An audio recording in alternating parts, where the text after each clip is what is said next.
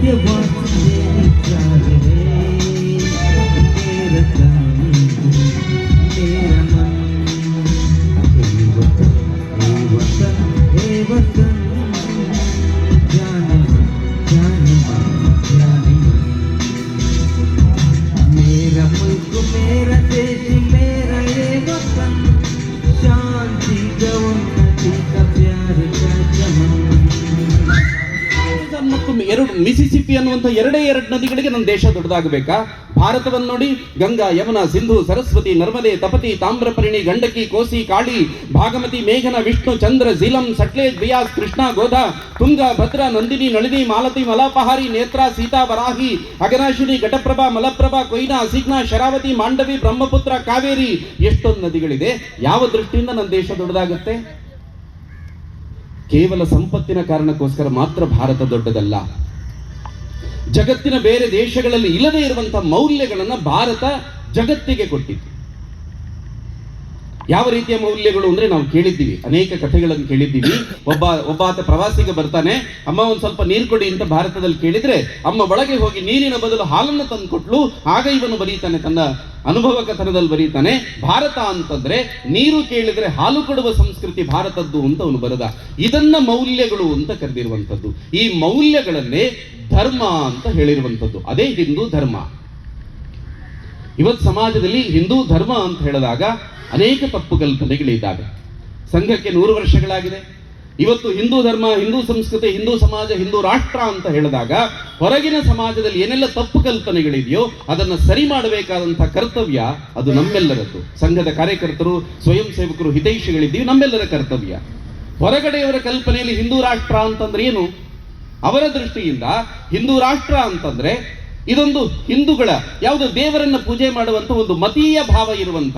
ಇದಕ್ಕೆ ಕಾರಣನೂ ಇದೆ. ಈ ರೀತಿ ಯೋಚನೆ ಮಾಡೋದಕ್ಕೆ ಕಾರಣ ಇದೆ. ಏನ್ ಕಾರಣ ಅಂತಂದ್ರೆ, ಈ ಧರ್ಮ ಅನ್ನೋದಕ್ಕೆ ಇಂಗ್ಲಿಷ್ ನಲ್ಲಿ ಬೇರೆ ಶಬ್ದ ಇಲ್ಲ. ಅಲ್ಲಿರುವಂತದ್ದು ಮತ ಅನ್ನೋದಕ್ಕೆ ರಿಲಿಜನ್ ಅಂತ ಇದೆ. ಮತ ಅಂತಂದ್ರೆ ಯಾರೋ ಒಬ್ಬ ವ್ಯಕ್ತಿಯ ಮತಿಯಿಂದ ಉದಿಸಿರುವಂಥದ್ದು. ಆದರೆ ಧರ್ಮ ಅಂತಂದ್ರೆ ಅದು ಒಂದು ಜೀವನದ ಮೌಲ್ಯಗಳು, ಜೀವನ ಪದ್ಧತಿ ಅದು. ಇದನ್ನೇ ಸುಪ್ರೀಂ ಕೋರ್ಟ್ ಕೂಡ ಹೇಳುತ್ತೆ. ಇನ್ನೂ ಸ್ವಲ್ಪ ವಿಸ್ತಾರವಾಗಿ ಹೇಳಬೇಕು ಅಂತಿದ್ರೆ, ಅನೇಕ ಮೌಲ್ಯಗಳು ಅಂತ ಹೇಳಿದೆ, ಸಾವಿರಾರು ಮೌಲ್ಯಗಳನ್ನು ಕಣ್ಮುಂದೆ ತರಬಹುದು. ವಿಶೇಷವಾಗಿ 2 ಮೌಲ್ಯಗಳನ್ನು ನಾನು ನಿಮ್ಮ ಕಣ್ಮುಂದೆ ಇಡುವಂತ ಪ್ರಯತ್ನ ಮಾಡ್ತೀನಿ. ಮೊದಲನೆಯದ್ದು, ನಾನು ಏನಾದರೂ ಪಡೆದ್ರೆ ಅದನ್ನು ಸಮಾಜಕ್ಕೆ ಕೊಡಬೇಕು, ಅದನ್ನು ಜಗತ್ತಿಗೆ ಕೊಡಬೇಕು. ಅದು ಕೇವಲ ನನ್ನೊಬ್ಬನ ಸೊತ್ತಲ್ಲ. ನಾನು ಪಡೆದಿರುವಂತಹ ಜ್ಞಾನ ಅದು ನನ್ನ ಪರಿಶ್ರಮದ ಕಾರಣಕ್ಕೋಸ್ಕರ, ನನ್ನ ತಪಸ್ಸು ಸಾಧನೆಯ ಕಾರಣಕ್ಕೋಸ್ಕರ ನನಗೆ ಬಂದಿದ್ದಿರಬಹುದು. ಆದರೆ ಅದು ನನ್ನೊಬ್ಬನ ಸೊತ್ತಲ್ಲ.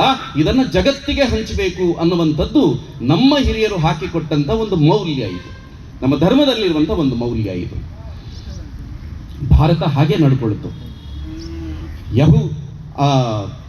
ಇಡೀ ಜಗತ್ತಿನ ಎಲ್ಲ ಭಾಗಗಳು ಕತ್ತಲಿತ್ತು, ಅಲ್ಲೆಲ್ಲ ಅಜ್ಞಾನ ಇತ್ತು. ಅಜ್ಞಾನ ಇದ್ದಾಗ ನಾವೆಲ್ಲ ಜ್ಞಾನವನ್ನು ಪಡೆದಿದ್ರು ನಮ್ಮ ಹಿರಿಯರು. ಅಲ್ಲೆಲ್ಲೋ ಪ್ರಾಣಿಗಳ ರೀತಿ ಕಾಡು ಮೇಡುಗಳಲ್ಲಿ ಅಲಿತಾ ಇದ್ದಂತಹ ಸಂದರ್ಭದಲ್ಲಿ ಇಲ್ಲಿ ಯೂನಿವರ್ಸಿಟಿಗಳು ಇತ್ತು ಅಂತ ನಾವು ಹೇಳೋದಲ್ಲ, ಇದನ್ನು ಮೆಕಾಲೆನೇ ಬರೀತಾನೆ ತನ್ನ ಪುಸ್ತಕದಲ್ಲಿ. ಇಂತಹ ಸಂದರ್ಭದಲ್ಲಿ ನಮ್ಮ ಹಿರಿಯರು ಯೋಚನೆ ಮಾಡ್ತಾರೆ, ಈ ಜ್ಞಾನವನ್ನ ಪಡೆದಿದ್ದೀವಿ, ಇದನ್ನು ಜಗತ್ತಿಗೆ ಕೊಡಬೇಕು. ಅದಕ್ಕೆ ಏನ್ ಮಾಡ್ತಾರೆ, ಓ ಜಗತ್ತಿನ ಜನಗಳೇ ಭಾರತಕ್ಕೆ ಬನ್ನಿ, ನಿಮಗಿಂತ ಮೊದಲು ಹುಟ್ಟಿದ ನಾವು ಬದುಕು, ಸಂಸ್ಕಾರ, ನಾಗರಿಕತೆ ಇದೆಲ್ಲವನ್ನ ಕಲಿಸ್ತೀವಿ, ಭಾರತಕ್ಕೆ ಬನ್ನಿ ಅಂತ ಕರೆಯನ್ನು ಕೊಟ್ಟರು. ಆ ಕರೆಗೆ ಹೋಗ್ಬಿಟ್ಟು ಜಗತ್ತಿನ ಮೂಲೆ ಮೂಲೆಗಳಿಂದ ವಿದ್ಯಾರ್ಥಿಗಳು ಕಲೀಲಿಕ್ಕೋಸ್ಕರ ಭಾರತಕ್ಕೆ ಬಂದರು. ಬಂದವರಿಗೆ ಇಲ್ಲಿ ಯೂನಿವರ್ಸಿಟಿಗಳು ಆರಂಭ ಆಯಿತು. ನಲಂದ, ತಕ್ಷಶಿಲಾ, ಕಂಚಿ, ಉಜ್ಜಯಿನಿ, ಸಾರನಾಥ, ನವದ್ವೀಪ ಮುಂತಾದೆಲ್ಲ ಕಡೆ ಯೂನಿವರ್ಸಿಟಿಗಳು ಪ್ರಾರಂಭ ಆಯಿತು. ಅನೇಕ ಮಂದಿಗೆ ಬರ್ಲಿಕ್ಕೆ ಆಗಲಿಲ್ಲ. ಅದಕ್ಕೋಸ್ಕರ ಸಮುದ್ರಗಳನ್ನ, ಸಪ್ತ ಸಾಗರಗಳನ್ನ, ಪರ್ವತಗಳನ್ನ ದಾಟಿಕೊಂಡು ನಮ್ಮ ಹಿರಿಯರು ಹೋಗ್ತಾರೆ. ಅವರಿಗೆ ಜ್ಞಾನ ಕೊಡಬೇಕು ಅನ್ನೋ ಕಾರಣಕ್ಕೋಸ್ಕರ ಹೊರತು ಒಂದು ಕೈಯಲ್ಲಿ ಖಡ್ಗ ಮತ್ತೊಂದು ಕೈಯಲ್ಲಿ ಮತಗ್ರಂಥ ಹಿಡ್ಕೊಂಡು ಹೋಗಿದ್ದಲ್ಲ. ಸಂಸ್ಕಾರ ಕೊಡಬೇಕು ಅನ್ನೋ ಕಾರಣಕ್ಕೋಸ್ಕರ ಹೋದ್ರು. ಇದಕ್ಕೆ ನಮಗೆ ಎಲ್ಲಿಂದ ಪ್ರಾರಂಭ ಆಯ್ತು ಈ ಪದ್ಧತಿ, ಈ ಒಂದು ಸಂಸ್ಕಾರ? ನಾವು ಪಡೆದಿದ್ದನ್ನ ನಾವೇ ಇಟ್ಟುಕೊಳ್ಳದೆ ಜಗತ್ತಿಗೆ ಹಂಚಬೇಕು ಅನ್ನುವಂಥದ್ದು ಯಾವತ್ತಿನಿಂದ ಪ್ರಾರಂಭ ಆಯಿತು? ಬಹಳ ಹಿಂದಿನವರೆಗೆ ನಾವು ನಮ್ಮನ್ನ ಆ ಇತಿಹಾಸಗಳು ಕರ್ಕೊಂಡು ಹೋಗ್ತವೆ. ನಮಗೆ ಗೊತ್ತಿದೆ, ರಾಮ ಲಕ್ಷ್ಮಣರು ಸೀತಾಮಾತೆಯನ್ನು ಹುಡುಕಿಕೊಂಡು ಬರುವಾಗ ಅಲ್ಲಿ ಸುಗ್ರೀವನ ಭೇಟಿಯಾಗುತ್ತೆ. ಆಂಜನೇಯರ ಮೂಲಕ ಆಂಜನೇಯ ಸುಗ್ರೀವರ ಭೇಟಿಯಾಗುತ್ತೆ.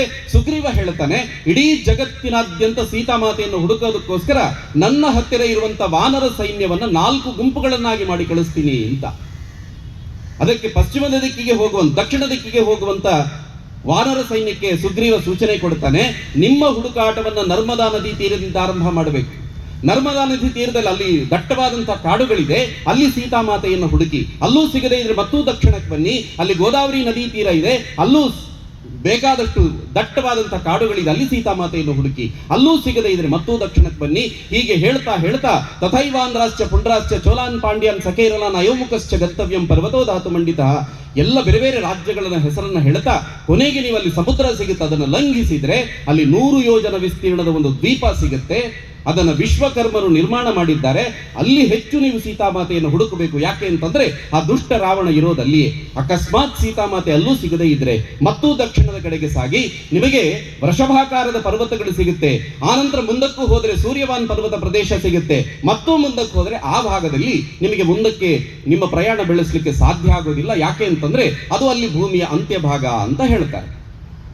ಈ ಸುಗ್ರೀವ ಹೇಳದಂತ ಎಲ್ಲ ವಿಚಾರಗಳನ್ನ ಇವತ್ತು ಅಧ್ಯಯನಗಳನ್ನು ನಡೆಸಿದ್ದಾರೆ. ಎಲ್ಲೆಲ್ಲಿ ಯಾವ ಯಾವ ಜಾಗಗಳು ಅವರು ಹೇಳಿರುವಂಥದ್ದು ಅದೆಲ್ಲವನ್ನು ಅಧ್ಯಯನ ಮಾಡುವಂಥ ಒಂದು ಪ್ರಯತ್ನ ನಡೆದಿದೆ. ಆ ದೃಷ್ಟಿಯಿಂದ ನೋಡಿದಾಗ ಅಲ್ಲಿ ಭೂಮಿಯ ಅಂತ್ಯಭಾಗ ಅಂತಂದ್ರೆ ಅದು ಇವತ್ತಿನ ಅಂಟಾರ್ಟಿಕಾ ಪ್ರದೇಶ. ಅದಕ್ಕಿಂತ ಮೊದಲು ಸಿಗುವ ಸೂರ್ಯವಾನ್ ಪರ್ವತ ಪ್ರದೇಶ ಅಂತಂದ್ರೆ ಇವತ್ತಿನ ನ್ಯೂಜಿಲ್ಯಾಂಡ್ ಅನ್ನುವಂಥದ್ದನ್ನ ಇವತ್ತಿನ ವಿಜ್ಞಾನಿಗಳು, ಇವತ್ತಿನ ಇತಿಹಾಸಜ್ಞರು ಅದನ್ನು ಗುರುತಿಸಿದ್ದಾರೆ. ಇನ್ನು ಪಶ್ಚಿಮದ ದಿಕ್ಕಿಗೆ ಹೋಗಬೇಕು. ನಿಮ್ಮ ಹುಡುಕಾಟವನ್ನು ಸೌರಾಷ್ಟ್ರದಿಂದ ಅಂದ್ರೆ ಇವತ್ತಿನ ಗುಜರಾತಿನಿಂದ ಆರಂಭ ಮಾಡಬೇಕು.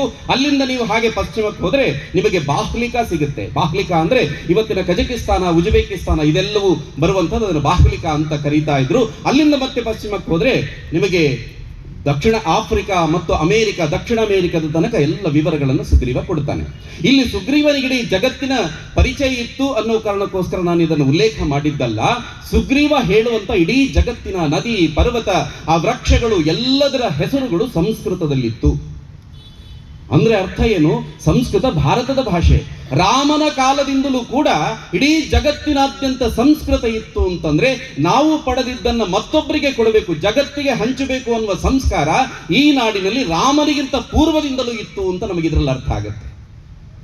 ನಾವು ಪಡೆದಿದ್ದನ್ನು ಮತ್ತೊಬ್ಬರಿಗೆ ಕೊಡಬೇಕು ಅಂತ. ಇದು ಮೊದಲನೇ ಸಂಗತಿ.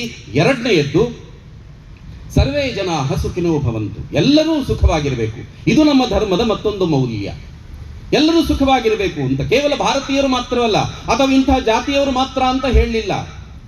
ಭಾರತೀಯರು ಮಾತ್ರ, ಇಡೀ ಜಗತ್ತಿನಾದ್ಯಂತ ಇರುವ ಪ್ರತಿಯೊಬ್ಬರು, ಅದರ ಜೊತೆಗೆ ಪ್ರಾಣಿ ಪಕ್ಷಿ ಎಲ್ಲರೂ ಕೂಡ ಸುಖವಾಗಿರಲಿ ಅಂತ ಹೇಳಿದ್ದು ನಮ್ಮ ಧರ್ಮದ ಮೌಲ್ಯ.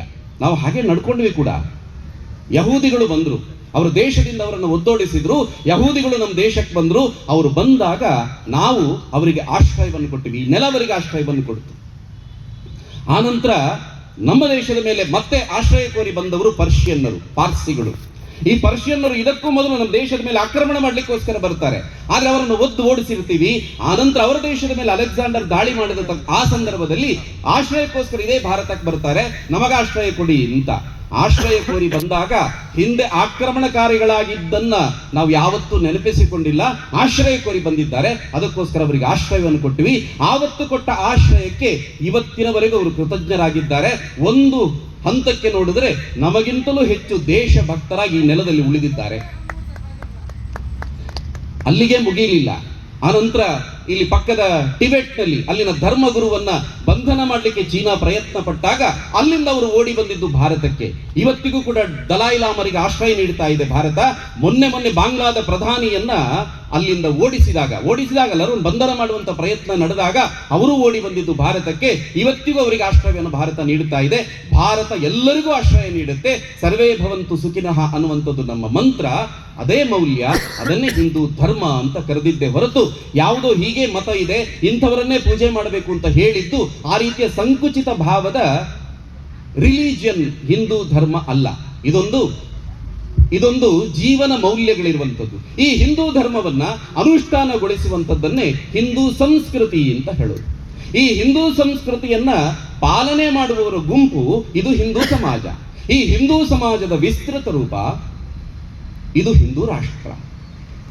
ಇದು ಹಿಂದೂ ರಾಷ್ಟ್ರ ಆಗಿದ್ದ ಕಾರಣಕ್ಕೋಸ್ಕರ ಅಲ್ಲಿ ಯಹೂದಿಗಳಿಂದ, ಪಾರ್ಸಿಗಳಿಂದ ಹಿಡಿದು ಮೊನ್ನೆ ತನಕ ಟಿಬೆಟ್, ಅಲ್ಲಿನ ಬಾಂಗ್ಲಾದ ಎಲ್ಲರಿಗೂ ಇದು ಆಶ್ರಯ ಕೊಡ್ತಾ ಇದೆ. ಅಕಸ್ಮಾತ್ ಅವರು ಯೋಚನೆ ಮಾಡಿದ ರೀತಿಯ ಹಿಂದೂ ರಾಷ್ಟ್ರ ಆಗಿದ್ದಿದ್ರೆ, ಅವರು ಯೋಚನೆ ಮಾಡೋದು ಯಾವ ರೀತಿ ಹಿಂದೂ ಸ್ಟೇಟ್ ಅನ್ನೋ ಕಲ್ಪನೆಯಲ್ಲಿ ಯೋಚನೆ ಮಾಡ್ತಾರೆ. ಒಂದು ವ್ಯಾಟಿಕನ್ ಸಿಟಿ ಇದೆ, ನಮಗೆಲ್ಲರಿಗೂ ಗೊತ್ತಿದೆ. ಈ ವ್ಯಾಟಿಕನ್ ಸಿಟಿಯಲ್ಲಿ ಆಡಳಿತ ನಡೆಸಲಿಕ್ಕೆ ಯಾರು ಕೇಳಿದ್ರೆ ಪೋಪ್ ಆಡಳಿತ ನಡೆಸ್ತಾರೆ. ಆಡಳಿತ ನಡೆಸೋದು ಮಾತ್ರವಲ್ಲ, ಅವರಿಗೆ ಮತಕ್ಕೂ ಗುರು ಯಾರು ಕೇಳಿದ್ರೆ ಅವರೇ. ಅಂದ್ರೆ ಮತವನ್ನು ಬೋಧಿಸ್ತಾರೆ, ಅದಕ್ಕೂ ಅವರೇ ಮುಖ್ಯಸ್ಥರು, ಅಧಿಕಾರಕ್ಕೆ ಅವರೇ ಮುಖ್ಯಸ್ಥರು. ಈ ರೀತಿಯ ಸಂಕುಚಿತ ಭಾವ ಭಾರತದಲ್ಲಿಲ್ಲ. ಇದು ಸಾವಿರಾರು ವರ್ಷಗಳಿಂದ ಇಲ್ಲಿ ನಮ್ಮ ಹಿರಿಯರು ಬದುಕಿದ್ರು. ಇಲ್ಲಿ ಇರುವಂತ ಅನೇಕ ಮೌಢ್ಯಗಳನ್ನು ತೊರೆದು ಮೌಲ್ಯಗಳನ್ನು ಉಳಿಸಿಕೊಂಡು ಆ ಮೌಲ್ಯಗಳನ್ನು ಇವತ್ತು ನಾವು ಅದರ ಸಾರವನ್ನೇ ಹಿಂದೂ ಧರ್ಮ ಅಂತ ಹೇಳಿರುವಂಥದ್ದು. ಹಾಗಾಗಿ ಸಮಾಜದಲ್ಲಿ ಏನು ಹಿಂದೂ ರಾಷ್ಟ್ರ, ಹಿಂದೂ ಸಮಾಜ, ಹಿಂದೂ ಸಂಸ್ಕೃತಿ ಅನ್ನೋದ್ರ ಬಗ್ಗೆ ತಪ್ಪು ಕಲ್ಪನೆಗಳಿದೆ. ಇದನ್ನು ಹೋಗಲಾಡಿಸುವಂಥ ಪ್ರಯತ್ನ ಮತ್ತು ಆ ಕಾರ್ಯಕ್ಕೆ ನಾವೆಲ್ಲರೂ ಮುಂದಾಗಬೇಕು ಅನ್ನುವಂಥದ್ದು ಮೊದಲ ಆಶಯ.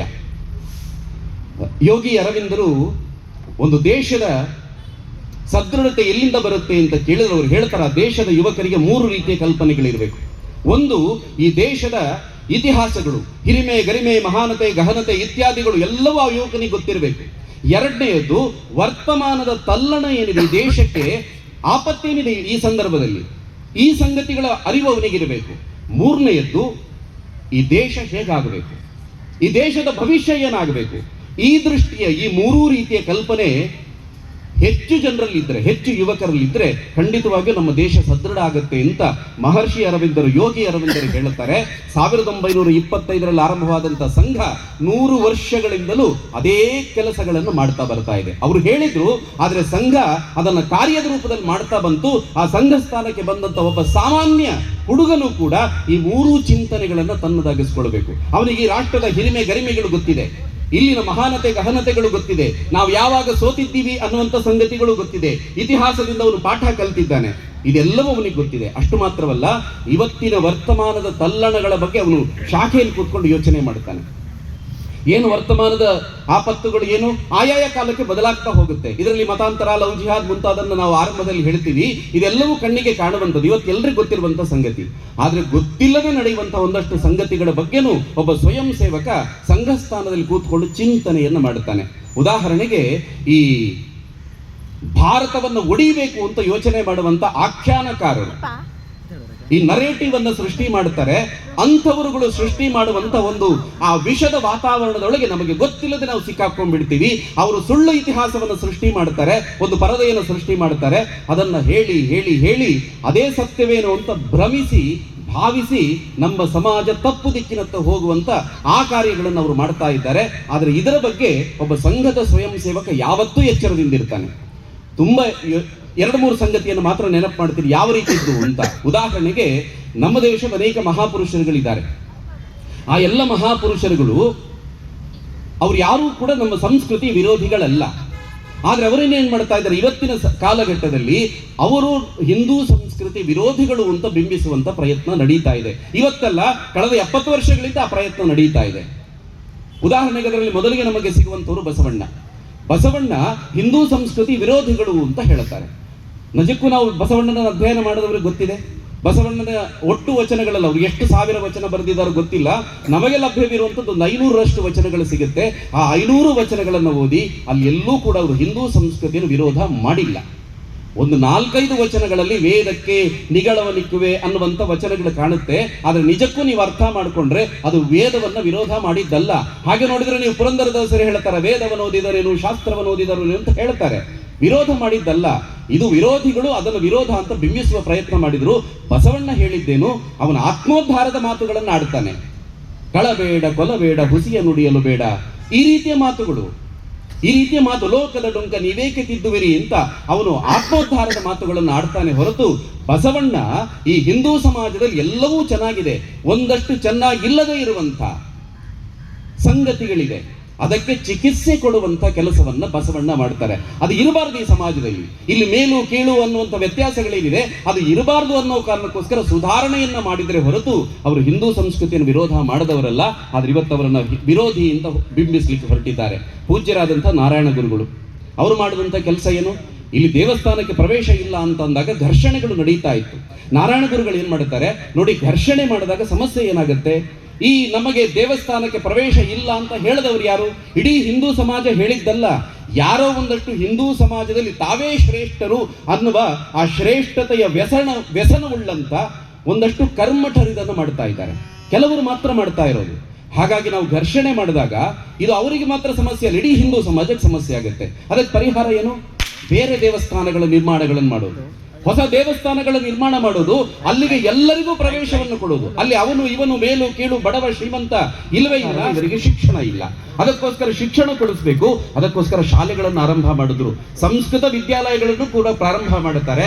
ಹೀಗೆ ಅವರು ಸುಧಾರಣೆಯನ್ನು ಮಾಡ್ತಾ ಹೋದ್ರೆ ಹೊರತು ವಿರೋಧ ಮಾಡಲಿಲ್ಲ. ಆದ್ರೆ ಇವತ್ತು ಅವರೆಲ್ಲರನ್ನ ನಮ್ಮ ವಿರೋಧಿಗಳು ಅಂತ ಬಿಂಬಿಸುವಂತ ಪ್ರಯತ್ನವನ್ನ ಭಾರತ ವಿರೋಧಿಗಳು ಮಾಡ್ತಾ ಇದ್ದಾರೆ. ಇದೊಂದು ರೀತಿಯ ಆಖ್ಯಾನಗಳು ಅಂತ ಹೇಳುತ್ತಾರೆ.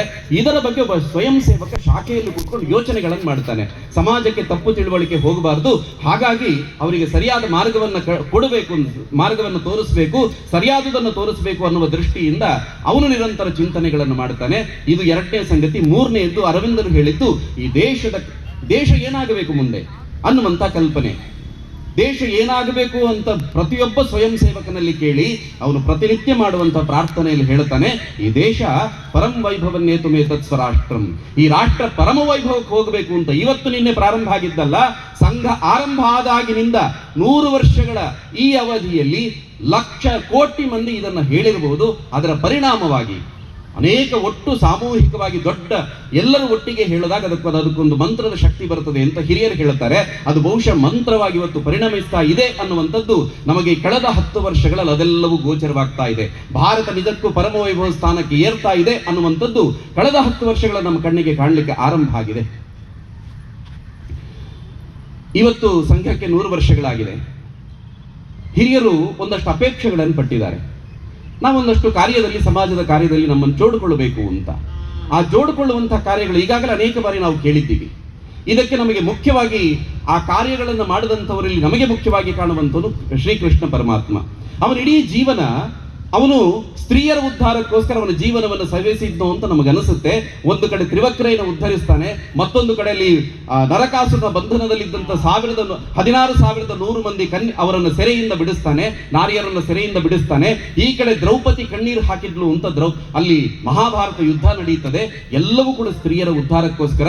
ಕೃಷ್ಣ ಹೇಳಿದ್ದಿಷ್ಟೇ, ಸ್ತ್ರೀ ಭಾರತೀಯ ನಾರಿ, ಅವಳಿಂದ ಮಾತ್ರ ಭಾರತದ ಕುಟುಂಬವನ್ನು ಉಳಿಸ್ಲಿಕ್ಕೆ, ಇಲ್ಲಿಂದ ಧರ್ಮ ಸಂಸ್ಕೃತಿ ಉಳಿಸ್ಲಿಕ್ಕೆ ಅತ್ಯಂತ ಸಾಮರ್ಥ್ಯಳು ಯಾರು ಅಂತ ಕೇಳಿದ್ರೆ ಈ ನೆಲದ ಸ್ತ್ರೀ ಅಂತ. ಅದನ್ನ ಕೃಷ್ಣ ಹೇಳಿರುವಂಥದ್ದು. ಯಾಕೆ ಅಂತಂದ್ರೆ ಅವಳಿಂದ ಕುಟುಂಬ ಉಳಿಯುತ್ತದೆ, ಕುಟುಂಬದ ಕಾರಣಕ್ಕೋಸ್ಕರ ಇಲ್ಲಿನ ಧರ್ಮ ಸಂಸ್ಕೃತಿ ಅದು ನೆಲೆಯಾಗ್ತದೆ, ಅದು ಉಳಿಯುತ್ತದೆ ಅನ್ನುವುದನ್ನ ಕೃಷ್ಣ ನಮಗೆ ತೋರಿಸ್ಕೊಟ್ಟ. ಇನ್ನೊಂದು ಉದಾಹರಣೆಯ ಮೂಲಕ ಆ ಬಾಯಿಯಲ್ಲಿ ಜಗತ್ತನ್ನು ತೋರುವಂತಹ ಒಂದು ದೃಶ್ಯ ಇರುತ್ತೆ. ಅದರಲ್ಲೂ ಕೃಷ್ಣ ನಮಗೆ ಸೂಚನೆ ಏನ್ ಕೊಟ್ಟಿದ್ದು ಅಂತಂದ್ರೆ, ತಂದೆಗೆ ತೋರಿಸಿಲ್ಲ ಬ್ರಹ್ಮಾಂಡವನ್ನ, ತಾಯಿಗೆ ತೋರಿಸಿದ. ಯಾಕೆ ಅಂತಂದ್ರೆ ಅದನ್ನು ನೋಡಿ ಅದನ್ನು ಅರ್ಥ ಮಾಡಿಕೊಳ್ಳುವಂತ ಶಕ್ತಿ ತಾಯಿಗೆ ಮಾತ್ರ ಇರುವುದು ಅಂತ ಕೃಷ್ಣ ನಮಗೆ ತೋರಿಸ್ಕೊಟ್ಟಿದ್ದು. ಇದೆಲ್ಲದರ ಅರ್ಥ ಹಿನ್ನೆಲೆ ಏನು ಅಂತ ಕೇಳಿದ್ರೆ, ಸ್ತ್ರೀ ಆಕೆ ಸಂಸ್ಕಾರವಂತಳಾಗಿದ್ರೆ ಇಲ್ಲಿನ ಕುಟುಂಬ ಉಳಿಯುತ್ತದೆ ಅನ್ನುವಂಥದ್ದನ್ನು ಕೃಷ್ಣ ನಮಗೆ ಹೇಳಿದ. ಸಂಘ ಅದೇ ದಾರಿಯಲ್ಲಿ ಮುಂದುವರಿಯಿತು. ಕುಟುಂಬ ಪ್ರಬೋಧನದ ಮೂಲಕ ಇಡೀ ಕುಟುಂಬಗಳನ್ನು ಮತ್ತೆ ಮರಳಿ ಹಳಿಗೆ ತರುವಂತ ಕೆಲಸವನ್ನ ಸಂಘ ನಿರಂತರವಾಗಿ ಮಾಡುತ್ತಾ ಇದೆ. ನಾವೇನಾದರೂ ಆ ಕುಟುಂಬ ಪ್ರಬೋಧನದ ಕಾರ್ಯದಲ್ಲಿ ನಮ್ಮನ್ನು ಜೋಡಿಸಿಕೊಳ್ಳಿಕ್ಕೆ ಸಾಧ್ಯ ಇದೆಯಾ? ಇದು ಮೊದಲನೇ ಸಂಗತಿ. ಇವತ್ತು ಜಾತೀಯ ತಾರತಮ್ಯಗಳಿದೆ. ಜಾತಿಯ ತಾರತಮ್ಯಗಳನ್ನು ನಾವು ಕಾಣ್ತೀವಿ. ಅವನು ಮೇಲು ಇವನು ಕೀಳು, ಬಡವ ಶ್ರೀಮಂತ ಎಲ್ಲವನ್ನು ಕಾಣ್ತೀವಿ. ಸ್ವಾತಂತ್ರ್ಯ ಸಿಕ್ಕಿ 75 ವರ್ಷಗಳಾದರೂ ಕೂಡ ಇವತ್ತಿಗೂ ಕರಾವಳಿಯಲ್ಲಿ ಸ್ವಲ್ಪ ಕಡಿಮೆ ಇದೆ ಅಂತ ಹೇಳಬಹುದು. ಆದರೆ ಇವತ್ತಿಗೂ ಕೂಡ ಜಾತೀಯ ಕಾರಣಕ್ಕೋಸ್ಕರ ಒಬ್ಬ ವ್ಯಕ್ತಿಯನ್ನ, ಒಬ್ಬ ಮನುಷ್ಯನನ್ನ ನೀನು ತುಚ್ಛವಾದವನು ನೀನು ಅಂತ ಹೇಳುವಂಥದ್ದು ಅದು ನಮ್ಮ ಭಾರತಕ್ಕೆ ಅದು ಶೋಭೆಯಲ್ಲ, ಅತ್ಯಂತ ದೊಡ್ಡ ಕಳಂಕ. ಅದು ರಾಷ್ಟ್ರೀಯ ಸ್ವಯಂ ಸೇವಕ ಸಂಘದ ಸರಸಂಘ ಚಾಲಕರಾಗಿದ್ದಂಥ ಬಾಳಾ ಸಾಹೇಬ್ ದೇವರಸ್ ಅವರು ಹೇಳುತ್ತಾರೆ, ಅಸ್ಪೃಶ್ಯತೆ ಅನ್ನುವಂಥದ್ದು ಪಾಪ ಅಲ್ಲ ಅಂತಾದ್ರೆ ಜಗತ್ತಿನಲ್ಲಿ ಇನ್ಯಾವುದೂ ಪಾಪವಲ್ಲ ಅಂತ ಹೇಳಿದ್ದಾರೆ ಅವರು. ಕೃಷ್ಣ ನಮಗೆ ಒಂದಷ್ಟು ದಾರಿಗಳನ್ನು ತೋರಿಸ್ಕೊಡ್ತಾನೆ. ಯಾರೂ ಮೇಲಲ್ಲ, ಯಾರೂ ಕೀಳಲ್ಲ ಅಂತ. ಅವನ ಪ್ರಕಾರ ಏನು? ಚಾತುರ್ವರ್ಣ್ಯ ಮಯಾ ಸೃಷ್ಟಾಂ ಗುಣಕರ್ಮ ವಿಭಾಗಶಃ ಅಂತ ಹೇಳ್ತಾನೆ. 4 ವರ್ಣಗಳು. ಅದರಲ್ಲಿ ವರ್ಣಗಳು ಅಂದ್ರೆ ಮತ್ತದು ಗುಂಪುಗಳಲ್ಲ. ನಿಮಗೆ ಅಧ್ಯಯನ ಮಾಡುವಂತ ಆಸಕ್ತಿ ಇದೆ, ನಿಮಗೆ ಅಧ್ಯಯನ ಮಾಡಿದ್ದನ್ನು ಮತ್ತೊಬ್ಬರಿಗೆ ಹೇಳುವಂತ ನಿಮ್ಮ ಗುಣಧರ್ಮ ಇದೆ ಅಂತಾದ್ರೆ ನೀವು ಬ್ರಾಹ್ಮಣರು. ನಿಮಗೆ ಯಾರಾದ್ರೂ ಕಷ್ಟದಲ್ಲಿದ್ದಾಗ ಅವರಿಗೆ ಸಹಾಯಕ್ಕೆ ಧಾವಿಸಿ ಅವರನ್ನು ರಕ್ಷಣೆ ಮಾಡುವಂತ ಆ ಕೆಚ್ಚು ನಿಮ್ಮಲ್ಲಿದ್ರೆ, ಶಕ್ತಿ ಸಾಮರ್ಥ್ಯ ನಿಮ್ಮಲ್ಲಿದ್ರೆ ನೀವು ಕ್ಷತ್ರಿಯರು. ನಿಮಗೆ ಸಮಾಜಕ್ಕೆ ಬೇಕಾದ್ದನ್ನು ನೀವು ಉತ್ಪಾದನೆ ಮಾಡ್ತೀರಿ ಅಂತಾದ್ರೆ ನೀವು ವೈಶ್ಯರು. ನೀವು ಇನ್ನು ಶೂದ್ರರು ಅಂತ ಹೇಳಿದಾಗ ನಮಗೆ ಗೊತ್ತಿದೆ, ಈ ಶೂದ್ರ ಅಂತ ಹೇಳಿದ್ರೆ ಇವತ್ತು ಅತ್ಯಂತ ಅದು ಹೀನಾಯವಾದ ಪದ ಅಂತ ನಮಗಿದೆ. ಶುಚಾತ್ ದ್ರವತಿ ಇತಿ ಶೂದ್ರಾಹ ಅಂತ.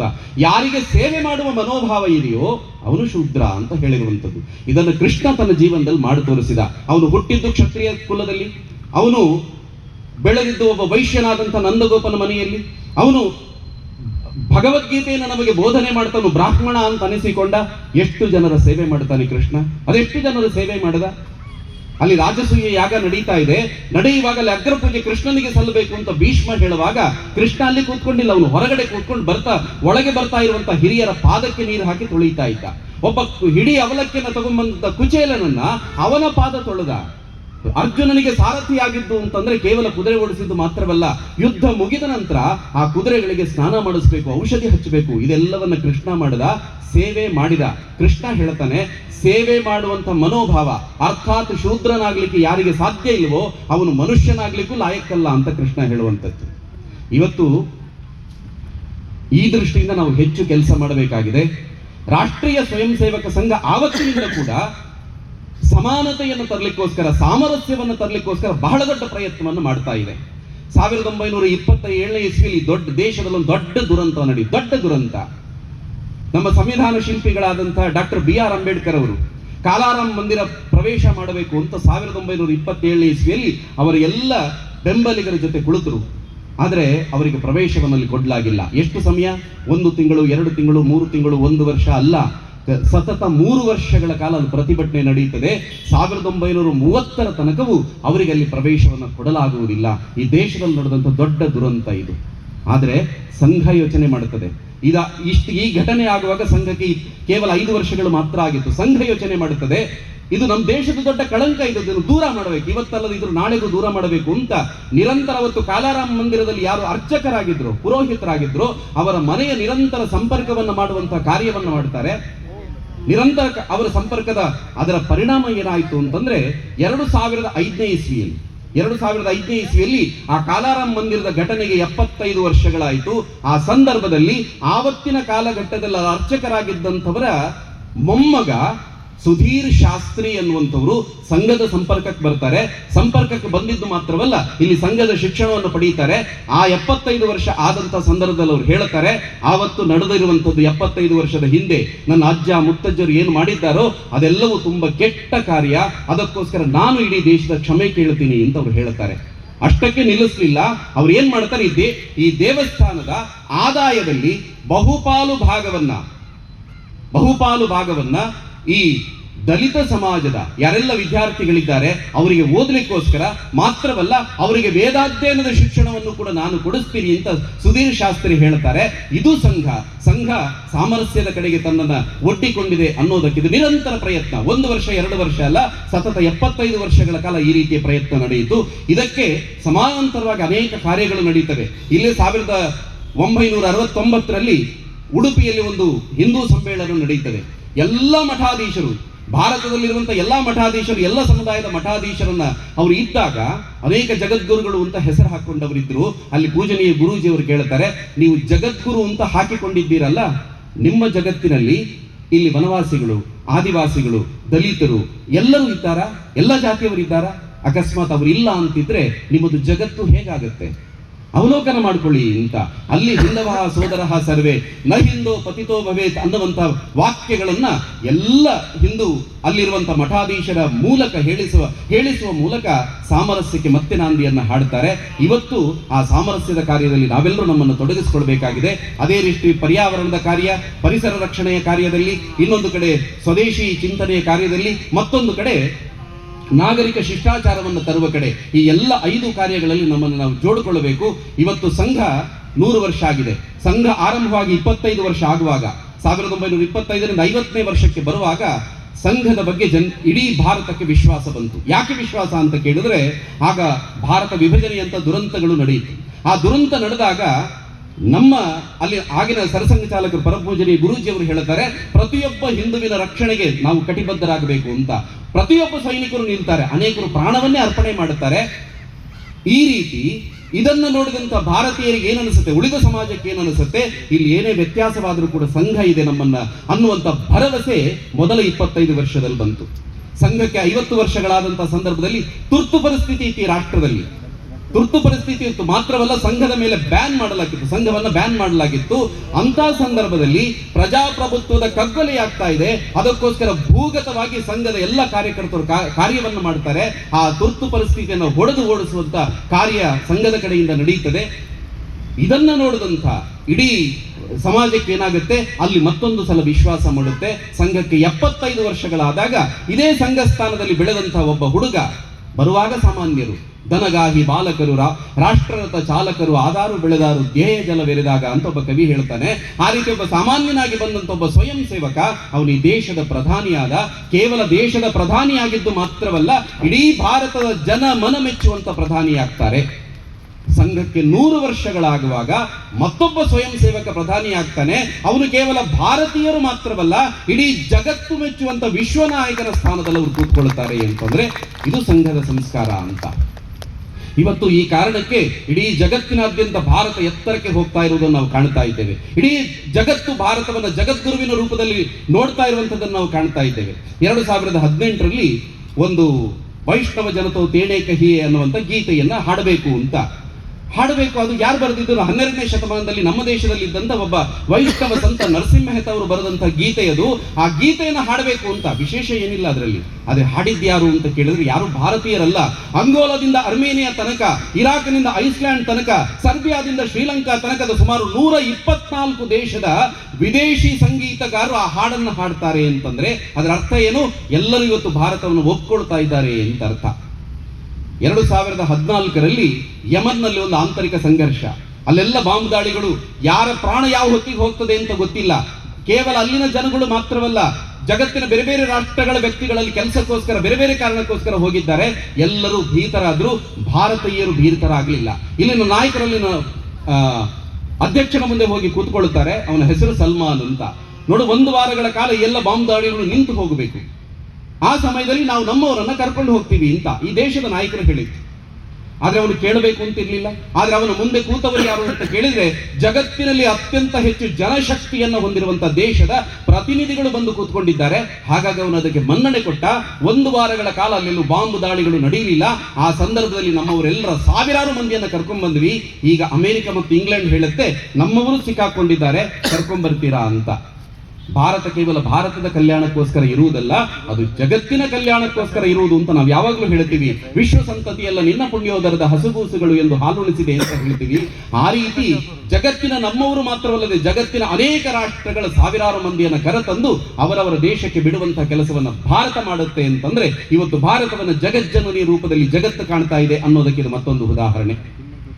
ಹಿಂದೆ ಸೌದಿ ಆ ದೇಶದಲ್ಲಿ, ಅರಬ್ ದೇಶದಲ್ಲಿ ಒಂದು ಸಣ್ಣ ಗಣಪತಿಯ ಭಾವಚಿತ್ರವನ್ನು ತನ್ನ ಪರ್ಸಿನ ಒಳಗೆ ಇಟ್ಟುಕೊಂಡಿದ್ದ ಅನ್ನೋ ಕಾರಣಕ್ಕೋಸ್ಕರ ಅವನನ್ನು ಬಂಧನ ಮಾಡಲಾಯಿತು.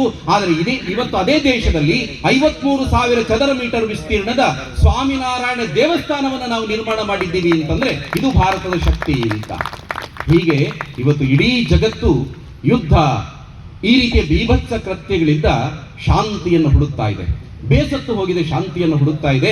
ಅವರೆಲ್ಲರಿಗೂ ಅನಿಸ್ತಾ ಇರೋದು ನಮಗೆಲ್ಲರಿಗೂ ಶಾಂತಿಯನ್ನು ಕೊಡುವುದಾದ್ರೆ ಅದು ಜಾತಿ, ಮತ, ಪಂಥ, ದೇಶ ಇದೆಲ್ಲವ ಗಡಿಯನ್ನು ಮೀರಿ ನಮಗೆ ಶಾಂತಿಯನ್ನು ಕೊಡುವ ದೇಶ ಅಂತಿದ್ರೆ ಅದು ಭಾರತ ಮಾತ್ರ ಅನ್ನುವಂಥ ಭಾವದಿಂದ ಇವತ್ತು ಇಡೀ ಜಗತ್ತು ಭಾರತವನ್ನು ಜಗಜ್ಜನನ ರೂಪದಲ್ಲಿ ಕಾಣ್ತಾ ಇದೆ.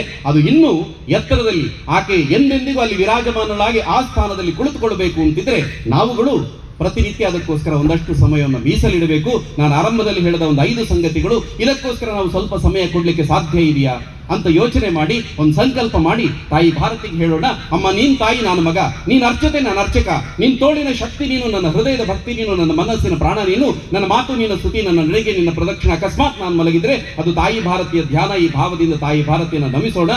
ಆಕೆ ಲಕ್ಷ್ಮಿಯಾಗಿ ಬಂದು ನಮ್ಮ ಬಡತನ ದೂರ ಮಾಡ್ತಾಳೆ, ಸರಸ್ವತಿಯಾಗಿ ಬಂದು ನಮ್ಮ ಅಜ್ಞಾನವನ್ನು ದೂರ ಮಾಡ್ತಾಳೆ, ದುರ್ಗೆಯಾಗಿ ಬಂದು ದುಷ್ಟರ ದಮನವನ್ನು ಮಾಡ್ತಾಳೆ. ಈ ಭಾವ, ಈ ಅನುಸಂಧಾನ ನಮ್ಮ ಜೊತೆಗೆ ನಮಗೂ ತಾಯಿ ಭಾರತೀಯ ಯಾವಾಗಲೂ ಇದ್ರೆ ನಾವು ಕೇವಲ ಮನುಷ್ಯರಾಗಿರದೆ ಈ ನಾಡಿನ ಅನೇಕ ಮಹಾಪುರುಷರ ಸಾಲಲ್ಲಿ ಅವರೆಲ್ಲರೂ ರಾಮ, ಕೃಷ್ಣ, ಬುದ್ಧ, ಬಸವ, ಪುಲೆ, ಅಂಬೇಡ್ಕರ್, ಕರ್ವೆ, ಶಂಕರ, ಮಧ್ವ, ರಾಮಾನುಜ, ವ್ಯಾಸ, ಭಾಸ, ಕಾಳಿದಾಸ, ಸ್ವಾಮಿ ವಿವೇಕಾನಂದ, ದಯಾನಂದ, ಶ್ರದ್ಧಾನಂದ, ಬಂಕಿಮ್, ಅರವಿಂದ, ರವೀಂದ್ರ, ಭಗತ್ ಸಿಂಗ್, ಸುಖದೇವ್, ರಾಜಗುರು, ಸುಬ್ರಹ್ಮಣ್ಯ ಭಾರತಿ, ಡಾಕ್ಟರ್ ಕೇಶವ ಬಲರಾಮ್ ಹೆಡಗೇವಾರ್, ಗುರುಜಿ ಗೋಳ್ವಲ್ಕರ್, ಸೀತಾ, ಮೀರಾ, ಅಕ್ಕಮಾದೇವಿ, ಚೆನ್ನಮ್ಮ, ಓಬವ್ವ, ನಮ್ಮ ತುಳುನಾಡಿನ ಹಬ್ಬಕ್ಕ ಇಂಥ ಮಹಾಪುರುಷರ ಸಾಲಲ್ಲಿ ಅವರು ನಡೆದಂತ ದಾರಿಯಲ್ಲಿ ಹೆಜ್ಜೆ ನೀಡುವಂತ ಪ್ರಯತ್ನಗಳು ನಮ್ಮದು ಆಗುತ್ತೆ. ಭಾರತ ಜಗದ್ಗುರುವಾಗುತ್ತೆ. ನಮಸ್ಕಾರ.